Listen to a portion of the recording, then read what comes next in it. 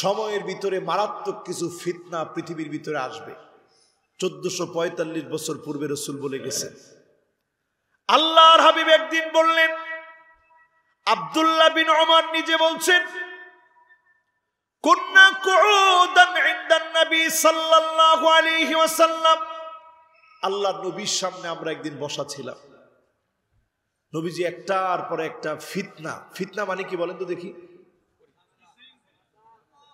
মাশাআল্লাহ, একজন বলছে পরীক্ষা, একজন বলছেন বিশৃঙ্খলা।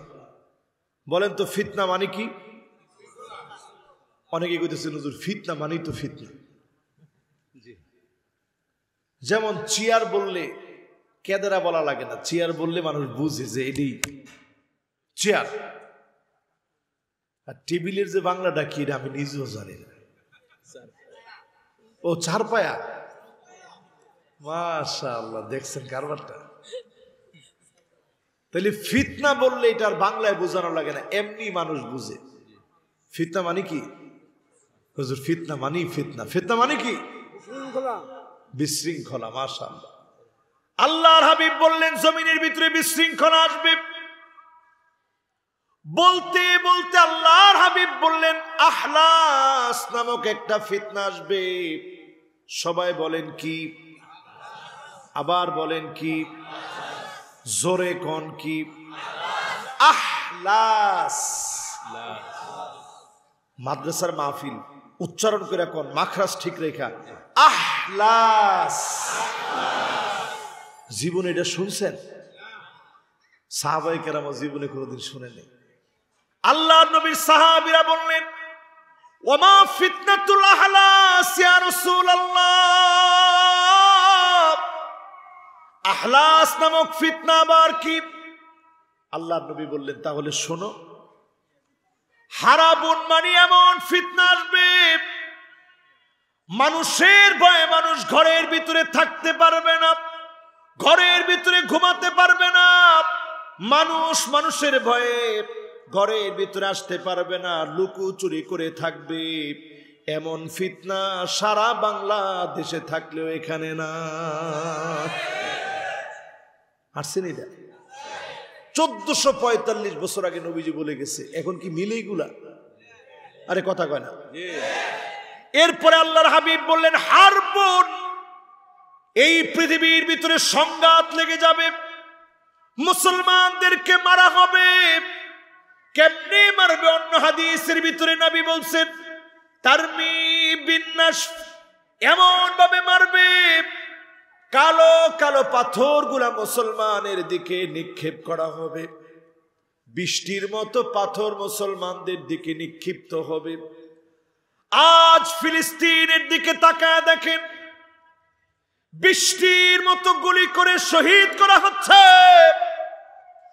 আমার সিরিয়াতে 12টা বছর ধরে মুসলমানদেরকে মারা হচ্ছে, পক্ষে বলার মতো কেউ নাই। শিশু বাচ্চা দুনিয়া থেকে বিদায় নিয়েছে, বাপ শেষবারের মতো কোলে তুলে আদর করে দিয়েছে, পক্ষে বলার মতো কেউ নাই। লুটেরা ওই সন্ত্রাসীরা মুসলমানদেরকে মারবে। আল্লাহর হাবিব তারপরেই বললেন তারমি বিরদ, আগুন তোমাদের দিকে নিক্ষিপ্ত হবে। আজ তাকায় দেখেন ইহুদিরা ইসরায়েলে বসে আমার ফিলিস্তিনে ক্ষেপণাস্ত্রগুলা নিক্ষেপ করে, বোমাগুলা নিক্ষেপ করে। মুহূর্তের ভিতরে আমার স্বপ্নগুলা ভেঙে চুরমার হয়ে যায়, বলার মতো কেউ নাই। হসপিটালের ভিতরে আঘাত করে ছোট ছোট বাচ্চাগুলাকে শহীদ করে দেয়, বলার মতো কেউ নাই, প্রতিবাদ করার মতো পর্যন্ত কেউ নাই। এমন দৃশ্যগুলা চোখ দিয়ে দেখি, চিন্তা করেন মুসলমান হয়ে মুসলমানদেরকে নানাভাবে লুণ্ঠন করে, ব্যবসা করতে দেয় না, চাঁদাবাজি করে, ডাকাতি করে, ধর্ষণ করে। মুসলমানের দেশও এমন দৃশ্য এখন আছে না? না, পুরাপুরি ফিতনা চলে আসতেছে। সময়, আহারে সময়। এক সময় আমরা বাচ্চা মানুষ ছিলাম, বয়সের এতটুকু এখন আসছে, কয়দিন হায়াতে আছি কেউ জানে না।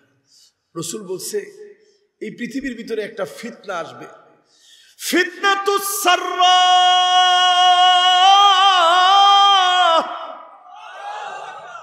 সুখের ফিতনা আসবে।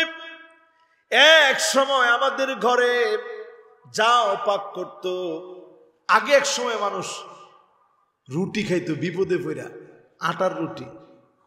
আর এখন রুটি খাই মানুষ কি লিগা? ডায়াবেটিস হইলে ওটা থেকে বাসনের লাগে। একটু চিন্তা করেন আমার ভাইয়ারা, এক সময় ঘরে ঘরে খাবার ছিল না, 3 বেলা এখন পেট পুরে আমরা খাই। আল্লাহ পাক এত রিজিক দিয়েছে, যেই জমিনের ভিতরে ফসল হতো একবার, 3 বার এখন আল্লাহ ফসল দেন। এত এত নিয়ামত দেওয়ার পরেও গোলামেরা মালিককে ভুলে যাবে। আজকে তাকায় দেখেন, অসংখ্য নিয়ামত পাওয়ার পরেও যাকে ভুলে গেছি তিনি কে? মালিককে ভুলে গেছি ভাই। আল্লাহ রসুলের জীবনীটা পড়বেন মাঝে মাঝে, এটা সব মুসলমানের দায়িত্ব।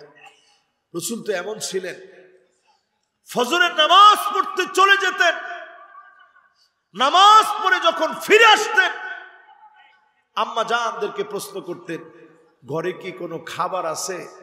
আম্মা জানরা প্রায় দিনই বলতেন ঘরের ভিতরে কোনো খাবার। আল্লাহ নবী সেহরি করেন নাই, বিনা সাহরিতে রোজা রেখে ফেলতেন। মুসালসাল নবীর জীবনে এমন কয়েকটা মাস ছিল, একদিন ঘরের ভিতরে খাবার ছিল, অন্যদিন ঘরের ভিতরে কোনো খাবার নাই। ক্ষুধার যন্ত্রণায় কষ্ট করেছেন, ক্ষুধার যন্ত্রণায় কষ্ট পেয়েছেন, কষ্ট করলেন। এই কষ্টগুলার বিনিময়ে আমাদের সুখের জীবন দিয়ে যিনি পরীক্ষা নিচ্ছেন তিনি কে?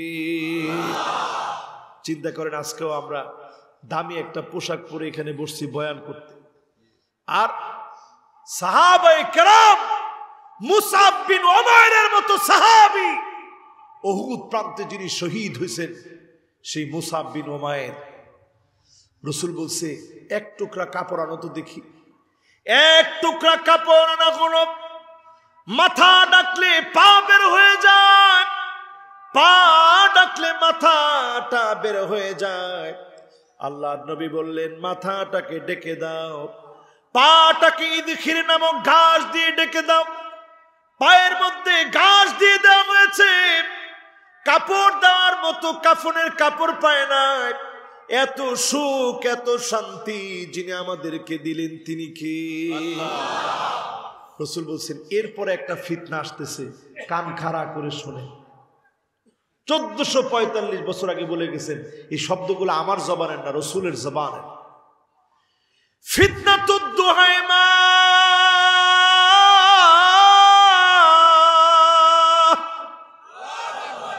আল্লাহু আকবার। একটু আস্তে হয়ে গেছে, জোরে কর।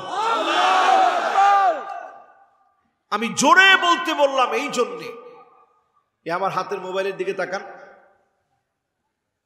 দেখছেন সবাই? এটার নাম কি?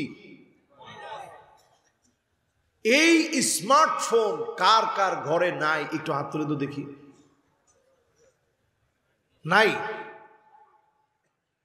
এটা কার কার ঘরে নাই এরকম একটা স্মার্টফোন? মাশাআল্লাহ মাশাআল্লাহ, হাতগুলো এবার নামা। আমি দেখলাম এখানে 10 জন লোক হবে যার ঘরে স্মার্টফোন নাই। এর মধ্যে মাদ্রাসার ছাত্র 2 জন 3 জন হাত তুলছে, হুজুর আমাদের নাই। মাশাআল্লাহ, হাত নামা। তাহলে সংখ্যাটা কি অনেক বেশি না কম? এরপরে যারা হাত তুলছে কিছু মুরব্বী লোক হাত তুলছে, খবর নিয়ে দেখবেন ওনার না থাকলে কি হবে, ওনার ঘরে ঠিকই 4টা আছে, ছেলের আছে মেয়ের আছে, ঠিক না ভাই? আল্লাহর হাবিব বললেন ফিতনাতুদ দুহাইমা আসবে, লাতামাতু লাতমাতান, এমন কোন ঘর থাকবে না যেই ঘরের ভিতরে ফিতনা ঢুকবে না। ঘরে ঘরে রন্ধ্রে রন্ধ্রে ফিতনা গুলা ঢুকে যাবে, ঠিক কিনা বলে? এখন দেখবেন স্মার্টফোন যাদের ঘরেই আছে, ইউটিউব আপনি চালাতে চান না, কিন্তু ছোট বাচ্চা সে ইউটিউব ছাড়া খানা খায় না, ঠিক কিনা বলেন? আপনি নামাজ পড়তে দাঁড়াইছেন একা একা ঘরের ভিতরে, বাচ্চায় বসে বসে মোবাইলের ভিতরে স্মার্টফোনে মিউজিক আর মিউজিক আনলিমিটেড বাজাচ্ছে। নতুন এখন আসছে শর্টস, কি রিলস, দেখছেন এগো মুখস্থ। ইউটিউবের মধ্যে আসছে শর্টস, ফেসবুক ওয়ালারা কয় আমরা আর কত লসে থাকবো, আমরা দিলাম রিলস। একদিকে চলে রিলস, আরেকদিকে চলে শর্টস। বাপে দেখে রিলস, পোলায় দেখে শর্টস। পুরা ফেসবুক আর ইউটিউব দিয়ে দুনিয়া চলতেছে। 10টা আলামত, বড় বড় আলামত, 10টা আলামত ঘটে গেলে আর পৃথিবী টিকবে না।